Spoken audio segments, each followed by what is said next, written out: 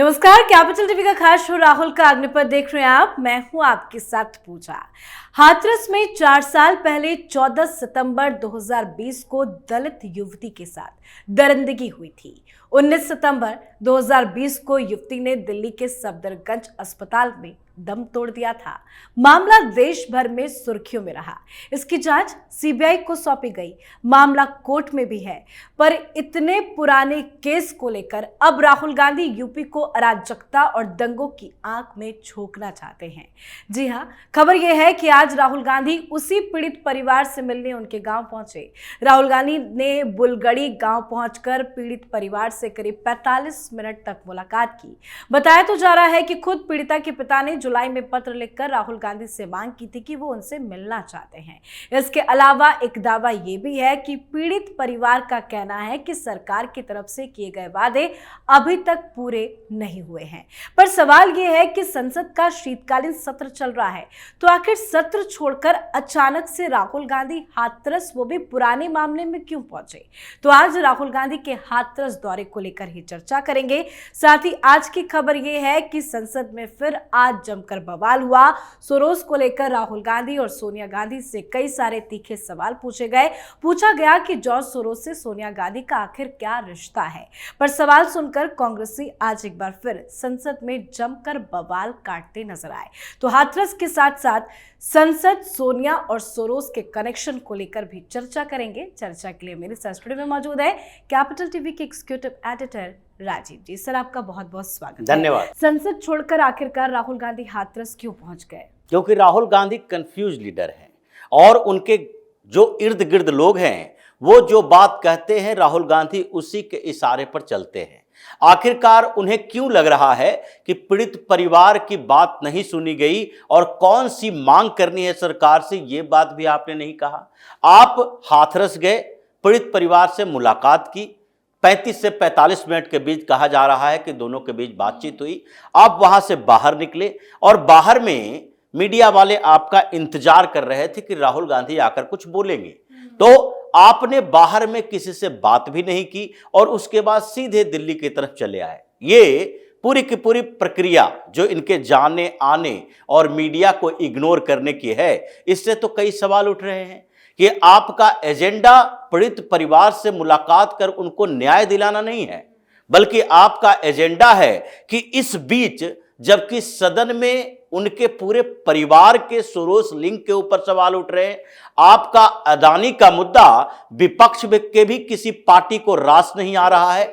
आपकी पार्टी के कई बड़े नेता हैं जो आपके इस एजेंडे पर सवाल खड़ा कर रहे हैं कि सदन के अंदर अगर चर्चा ही नहीं होगी तो फिर हम अपनी बात रख कैसे पाएंगे। तो इन सारे मुद्दे से भटकाने के लिए आपने फिर वही बांटो और राज करो वाली नीति अपनाई कि मतलब अभी के समय में एक दलित कार्ड खेलना जरूरी है और दलित परिवार से मिलने के लिए पहुंचे जिनका आरोप है कि उनके बेटी के साथ दरिंदगी हुई है।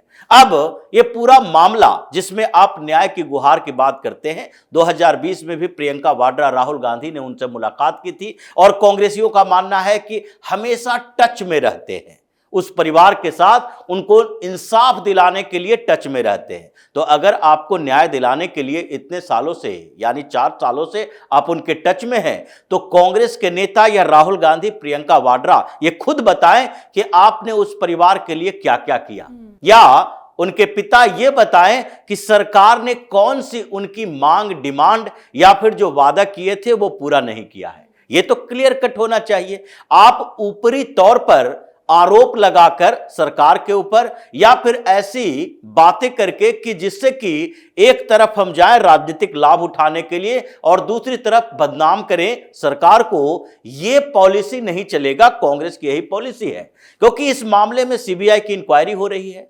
4 आरोपी पकड़ा भी गया था और जो पकड़ा गया था उसके खिलाफ सबूत भी पेश किए गए। कोर्ट में क्या कार्रवाई हुई, राहुल गांधी एक बार बताएंगे कि कोर्ट में क्या कार्रवाई हुई। डिस्ट्रिक्ट कोर्ट ने 3 आरोपियों को मुक्त कर दिया था, एक संदीप को गिरफ्तार किया था। क्यों?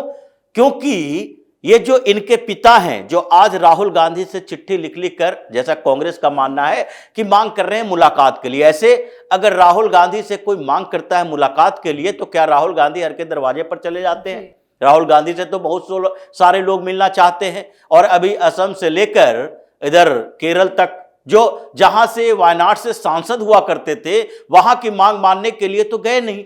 यहां तक कि अभी रायबरेली से सांसद हैं, रायबरेली में ये 6 महीने में 5 घंटे के लिए वहां पर नहीं गए हैं। जब जाते हैं 10-15 मिनट 20 मिनट के लिए जाते हैं और चले आते हैं। जब वही राहुल गांधी मुलाकात करने, ये पेश होने के लिए गए थे सुल्तानपुर की कोर्ट में, और वहां कांग्रेस के कार्यकर्ता ही इनसे मुलाकात करने की बात कर रहे थे कि कुछ हमारी डिमांड है, उनसे तो मुलाकात किया नहीं। तो ये दिल्ली से अचानक से सुबह सुबह उठकर हाथरस जाने की जरूरत क्यों पड़ी? क्योंकि उनके पिता के ये जो कंट्रोवर्शियल बयान था, उसी के कारण कुछ आरोपियों को छोड़ा गया, और उसी के कारण इस पूरे मामले में सीबीआई भी कंफ्यूज रही, पुलिस भी कंफ्यूज रही। और ये कोर्ट में कहा गया है, जज ने कहा है कि देखिए, आपने मीडिया के सामने कुछ और बयान दिए, आपने एक लेडी कांस्टेबल के सामने कुछ और बयान दिए, पुलिस के सामने गए तो आपने पूरे मामले को अलग मोड़ दे दिया, और फिर जैसे ही सीबीआई इंक्वायरी की बात हुई, फिर आपने अपना बयान पलट दिया। तो आपके सारे बयान जो दिखाता है, उसमें इस मामले में यह नहीं कहा जा सकता रेप हुआ है, रेप पीड़ित है, लेकिन गैंग रेप नहीं हुआ है, इसलिए 3 लोगों को छोड़ा गया था। अब इस मामले में सरकार अपने तरीके से, उप मुख्यमंत्री ब्रजेश पाठक ने भी कहा कि कौन सा ऐसा मामला है इसमें जिसमें सरकार ने कोई ऐसे काम किया है जिसके कारण अब इनको नए इंसाफ की जरूरत पड़े। लेकिन ये सिस्टम ऐसा चल गया है। अभी पीड़ित का मतलब यह होता है कि पीड़ित ने जो कह दिया वो कानून है, वो न्याय है। पीड़ित का बयान, पीड़ित को न्याय दिलाने के लिए कोर्ट कचहरी, मुकदमा, सरकार और व्यवस्थाएं, पुलिस, इनमें से कहीं भी अगर नकारापन दिखे तो आप आरोप लगाओ। लेकिन जो फिनेंशियल असिस्टेंस की बात चल रही है, वो फिनेंशियल असिस्टेंट पार्टी के लेवल पर भी, सरकार के लेवल पर भी जो उपयुक्त होता है वो डीएम तय कर देता है, उसमें दे दिया जाता है। लेकिन ये जो पॉलिटिक्स चलने लगा है, जैसे पिछली बार एक शहीद हुए थे उत्तर प्रदेश के ही आर्मी ऑफिसर, और उनके पिता माता ने अपनी ही बहू के खिलाफ आरोप लगाना शुरू कर दिया, और उसके बाद क्या किया, उन दोनों ने मुलाकात की राहुल गांधी से। जब ये रायबरेली जा रहे थे, रास्ते में फिर वहां रायबरेली बुलाया गया, उनके साथ मुलाकात की गई, और फिर उसको लेकर एक बयान दिलवाया गया कि अग्निवीर के साथ सही नहीं हो रहा है। अग्निवीर स्कीम के खिलाफ इन लोगों ने उनका इस्तेमाल किया, उनके माता पिता का, जबकि वो ऑफिसर अग्निवीर से नहीं बने हुए थे। लेकिन फिर भी उनको पॉलिटिक्स करना है। राहुल गांधी कोई प्रलोभन दे देते हैं इन लोगों को कि आप ये पूरा पृष्ठभूमि तैयार है, ऐसी बातें करो, और उसके बाद आपको हम बैक डोर से क्या इन लोगों ने ऑफर किया है ये तो किसी को पता नहीं है। क्योंकि अगर राहुल गांधी को लगता है कि उसके साथ अन्याय हो रहा है, तो बाहर आने के बाद वो 4-5 डिमांड रखते। एक बात और है सर, बताया जा रहा है कि जो चिट्ठी सामने आई है वो जुलाई के महीने में लिखी गई थी, तो दिसंबर का महीना चल रहा है, इतने महीने के बाद चिट्ठी पर एक्शन लेकर वो हाथरस क्यों पहुंच रहे हैं? पहले पहुंचना था। देखिए, चिट्ठी की बात है, चिट्ठी, हजारों चिट्ठियां आती है, पॉलिटिशियन है, और कोई छोटे मोटे नेता राहुल गांधी नहीं है। अभी नेता प्रतिपक्ष की भूमिका में है, जिस पर कई सवाल उठ रहे हैं। हमेशा समाजवादी पार्टी के कुछ नेताओं ने फिर से सवाल उठाया है कि देखो भाई, ये नेता प्रतिपक्ष की गरिमा को तार तार कर रहे हैं। ये भारतीय जनता पार्टी की तरफ से नहीं, इंडी अलायंस के दूसरी पार्टियों की तरफ से कहा जा रहा है कि नेता प्रतिपक्ष का ये काम है, ये जोकर की तरह पार्लियामेंट परिसर में घूम घूम कर कभी मॉक इंटरव्यू लेना, कभी मास्क लगाकर घूमना, कभी झोला लेकर प्रोटेस्ट करना। ये तो छोटे मोटे कार्यकर्ता या छोटे मोटे नेता कर सकते हैं। आपको नेता प्रतिपक्ष इसलिए बनाया गया है कि सदन के अंदर कार्रवाई के दौरान आप पूरे विपक्ष की आवाज बनकर उभरे, पूरे विपक्ष के लिए आप मांग करें। जैसे कि अभी ये चिट्ठी लिखकर ओम बिरला से मांग की है, और ये चिट्ठी भी देखिए कि कैसी चिट्ठी है कि आपने एक चिट्ठी लिखी और उसमें क्या कहा, देखो भाई, अभी संविधान पर चर्चा होनी चाहिए। भाई, सरकार ने या स्पीकर ने तो पहले ही कह दिया है 13-14 तारीख को संविधान पर चर्चा होगी, और 16-17 तारीख को राज्यसभा में होगी। ये तो पहले ही अनाउंस किया जा चुका है और ये जो हंगामा चल रहा है वो आपके कारण चल रहा है, ये दूसरे के कारण नहीं चल रहा है। तो फिर आप चिट्ठी लिखकर पूरे विपक्ष का प्रतिनिधित्व करने की कोशिश करते हो कि पूरी विपक्षी पार्टियों की तरफ से यह मांग की जा रही है कि संविधान पे चर्चा हो, और आपको किसी ने लेटर में लिख कर दे दिया कि देखिए 2022 में भी चर्चा हुई थी, 2017 में भी चर्चा हुई थी, 2015 में भी चर्चा हुई थी संविधान के ऊपर अलग अलग ओकेजन पर, चाहे भारत छोड़ो आंदोलन के लिए या फिर संविधान की वर्षगांठ के लिए या फिर बाबा साहब अंबेडकर की जन्मशती के लिए। यह हर जगह अलग अलग ओकेजन पर संविधान की चर्चा इस बार भी होनी चाहिए। अब इस बार होनी चाहिए वो तो स्पीकर पहले ही बता चुके हैं, डेट भी निर्धारित हो चुकी है। आपकी क्या मांग है ये बताओ, लेकिन ये नहीं बताएंगे।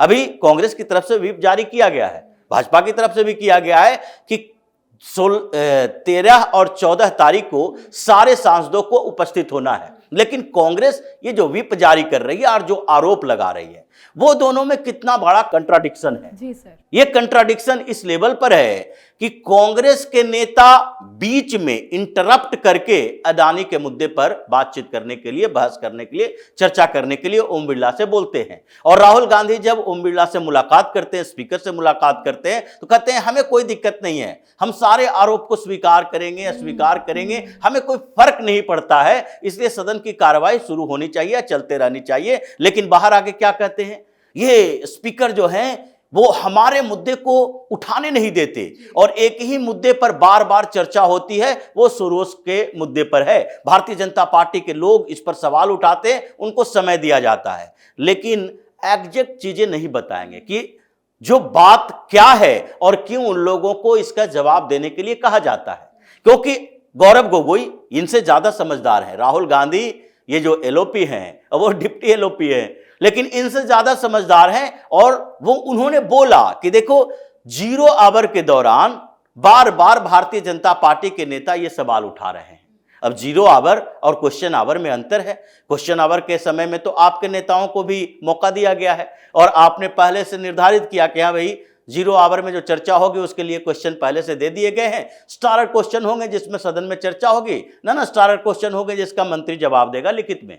अब ये प्रक्रिया है, और क्वेश्चन आवर के दौरान आपको भी मौका मिल रहा है, आप भी बोल रहे हैं, आपके सांसद भी बोल रहे हैं, दूसरी पार्टियों के भी बोल रहे हैं, भारतीय जनता पार्टी के सांसद मंत्री सब जवाब भी दे रहे हैं। लेकिन 0 आवर में तात्कालिक विषय पर जब चर्चा ही होनी है तो आप 0 आवर का इंतजार क्यों नहीं करते? समाजवादी पार्टी के अखिलेश यादव जब संभल का मुद्दा क्वेश्चन आवर में उठाए थे तो स्पीकर ने कहा कि वेट कर लीजिए, 0 आवर का आने वाला है, उस समय आप संभल के मुद्दे पर चर्चा कर लीजिए, तात्कालीन जो कंसर्न का विषय है तो इस पर आप एक लेटर दे दीजिए और 0 आवर के समय आपको चर्चा करने के लिए दे दिया जाएगा। लेकिन नहीं, इनको अपने मर्जी से चर्चा करवानी है कि जब हम बोले तभी चर्चा शुरू हो, जब हम बोले चर्चा खत्म हो जाए। तो ये कंफ्यूजन है राहुल गांधी का कि आज लेटर लिख के क्यों स्पीकर को कह रहे हैं कि आप संविधान पर चर्चा करवाइए, क्योंकि इसमें भी क्रेडिट लेना है, इसमें भी कि हम संविधान के कॉपी लेकर चलते हैं चारों तरफ, संविधान पर तो मेरा अधिकार है,